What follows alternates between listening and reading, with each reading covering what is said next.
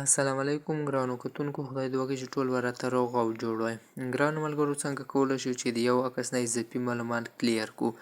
یعنې مقصد تاسو یو عکس وګورئ، هغه نه څخه اضافي معلومات وي، څنګ کې ورسره اضافي معلومات راغلي وي، هغه څنګه ورڅخه کلیر کولی شو؟ لکه تاسو د ویډیو پر مخ وګورئ، نو دا رقم ته ښکلی ایپ مې راوړی دی چې تاسو ورڅخه اضافي معلومات کلیر کولی شئ. مقصد تاسو سره یو عکس وي، د عکس څنګ کې ورسره نور اضافي معلومات وي، هغه ورڅخه څنګه کلیر کولی شئ او د عکس په ښایسته ډیزاین کې څنګه راوستلی شئ.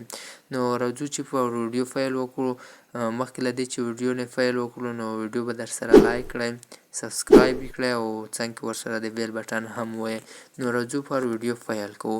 نو ملګرو، تاسو به راشئ پلی سټور ته، پلی سټور نه به دغه ایپ را ډاونلوډ کړئ، یا زما د ویډیو په کمنټ کې به هم وي، یا ځای نه تاسو هم را ډاونلوډ کولی شئ.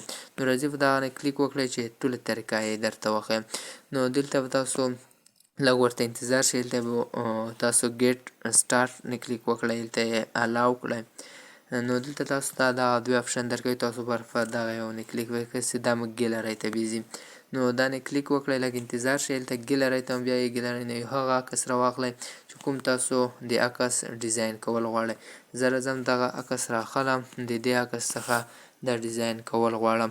نو دلته ملګرو دغه غیره کړي دي، دا ډېرې د عکس ډېر خراب کړی دی، دغه ورته وګورئ. دا زه غواړم چې دغه ورڅخه لرې کړم. نو دغه عکس ډېر خراب کړی دی. نو تاسو به راشئ، دلته تاسو ته دغه هغه درکوي، ګورئ چې ورته پام وي. دا نه کلیک وکړئ لومړي کې اول سر کې. دا چې کله کلیک وکړئ، نو تاسو دلته راځئ، د عکس چې کوم شی اضافي ایښی وي هغه نه کلیک کوئ او ورو ورو یې پسې کوئ چې هغه پوره ډول پوخ شي. لکه اوس ما ګورئ، زه دغه ویډیو کې دغه اضافي معلومات نه دغه کلیر کوم. ورو ورو دلته یخ کړئ، لږ به ورته انتظار شئ. کله چې دا شی مات کړو، نو دلته تاسو ته دغه ګو آپشن درکوي، دغه ته مو چې پام وي، دغه ګو آپشن درکوي، دغه نه کلیک وکړئ، لږ به ورته انتظار شئ، هغه شی ما څخه کلیر کړي. ومل ده چې هغه دلته یو اضافي معلومات و، هغه ما څخه ختم کړم. نو دلته راځئ، اوس په دغه بل یوه نه کلیک وکړئ. نو دلته اوس دا ځای کې کوم هغه نه درکوي، ته ور صفحه شوی دی. نو خلي مازې راشئ، په دغه یوه نه اوس ته ور کلیک وکړئ، دغه یو پوخ کړی. نو زه راځم دغه یو پوخ کوم، لږ ورو ورو یې پوخ کړئ چې صاف ډول پوخ شي. نو لږ به ورته انتظار شئ، دا ورو ورو پوخ کړئ چې بل چیز ته درڅخه ونه لګي. نو دلته به راشئ، د ګو نه بیا کلیک وکړئ، دغه ګو نه بیا کلیک وکړئ. نو دلته به ګو نه کلیک وکړو، لږ ورته انتظار شو. ملګرو دلته بیا تاسو راشئ، د پوسټ د بل یو نه به کلیک وکړئ، دغه نه دا نه کلیک وکړئ.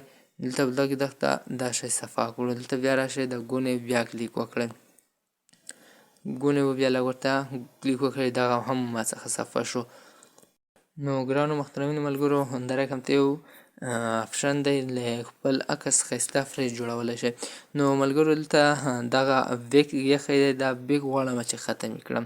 نو تاسو راشئ، دغه بیک نه هم پوخ کړئ، دغه هم کلیر کړئ. نو راشئ ګو نه کلیک وکړئ، نو بیک به هم ختم شي.